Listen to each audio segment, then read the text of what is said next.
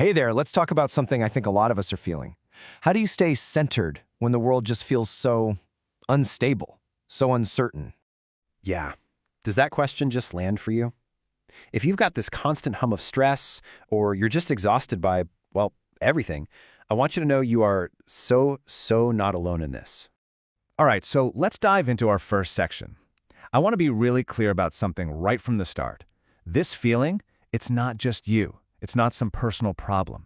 It's a shared experience, something that's really defining our time. Let's actually put some words to these feelings, right? I'm talking about that rising stress and anxiety, that sense that the institutions we used to count on are just fraying at the edges. Certainty seems to be dissolving. And that can leave us struggling for meaning, for stability, feeling chronically unsafe or like we have no power. I mean, does any of that ring a bell for you? And this is maybe the most important thing I'm going to say. This feeling is a normal response to a world that's in a massive transition. It is not a personal failure. Just let that sink in for a second. It's a symptom of something way bigger going on. Okay, so if it's not a personal problem, then what is it? We need a way to wrap our heads around this, a framework for this shared experience. So let's give it a name. Let's call it the Great Shift. So where does that term come from? It's from the work of Dr. Joseph P. Delaney, and he defines the Great Shift as this really turbulent time we're all living through. Think about it. The old ways of doing things, the ways based on separation and just relentless speed, they're hitting a wall. They're just not working anymore. You can actually look at this shift from a couple of different angles. From a modern point of view, our super hyper-connected world is just frying our nervous systems, leaving us totally exhausted. But if you look at it from an ancient perspective, like in yoga philosophy, this is called the Kali Yuga, an age where the old structures of truth and community just kind of break down. See? Both roads lead to the same place. Our world is seriously out of balance. But here's the thing. This is where we find our power. Look, we can't control these huge, vast global cycles, right? But what we can do, as this quote says, is cultivate a steadier inner ground. And that is the whole key. Shifting our focus from out there to in here.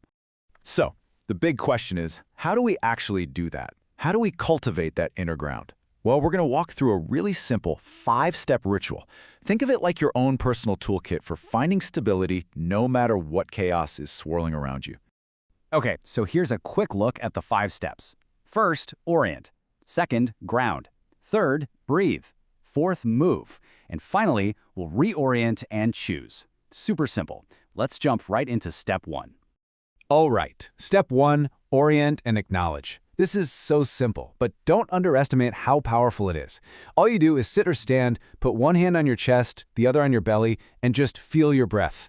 And in that moment, you just acknowledge it. You say to yourself, okay, the world is turbulent right now, and it's totally normal that I feel unsettled. It's a huge act of self-compassion. Next up, step 2, ground through contact. This is all about connecting with the physical world. I mean, really feel your feet on the floor, or feel your sitting bones on the chair. Get that real, tangible sense of being supported by the earth beneath you. It's an instant way to feel more secure. Okay, step 3 is an absolute game changer. It's all about your breath. We're going to use a special technique called HRV coherent breathing. Now, what that does is it directly calms your autonomic nervous system. It's like having a manual override switch for your body's stress response. Pretty cool, huh? And the technique itself? It couldn't be simpler. You're just going to inhale nice and gently through your nose for a slow count of 4. Then exhale softly through your nose or lips is fine for a slow count of 6. That longer exhale, that's the magic trick. It's what tells your body, hey, it's safe. You can relax. And you don't have to do this forever either. Seriously, just 3 to 5 minutes is enough to make a real, measurable difference in your stress levels. It is so incredibly efficient. Step 4, we're going to bring in some gentle, conscious movement. And the key phrase here is window of tolerance. This is not about some intense workout or pushing yourself. It's just about mindfully linking that breath of yours to slow, soothing movements. And we're talking really simple stuff. You could do some cat-cow spinal waves, a simple forward fold, whether you're standing or sitting, or my personal favorite, a legs up the wall pose. Oh my gosh, that is so incredibly restorative for your nervous system. And now for our final step in the ritual itself. Step 5 is to close and reorient. After you move, you just stop. Be still for a minute or two. The only goal here is to notice. Just notice any little shifts in how you feel, and this is crucial. Do it without any judgment. Don't analyze it, just observe. And to really complete that nervous system reset, you anchor yourself right here in the present moment. It's simple. Name one thing you can feel, like the floor under your feet. Name one thing you can hear, maybe a sound in the distance. And name one thing you can see, like the light in the room. Boom! That brings your awareness right back to the here and now. Okay, so now you have this really powerful grounding practice in your back pocket. Let's bring this all the way back around to the big picture we started with, your role in this great shift. And I want to be super clear about this. Your part in this massive shift, it isn't about some grand heroic gesture. Nope. It happens in the tiny, compassionate, moment-by-moment choices you make every single day. That is where your real power is. So, after you do this little grounding ritual, the idea is to set just one small, compassionate intention for the rest of your day. It could be anything.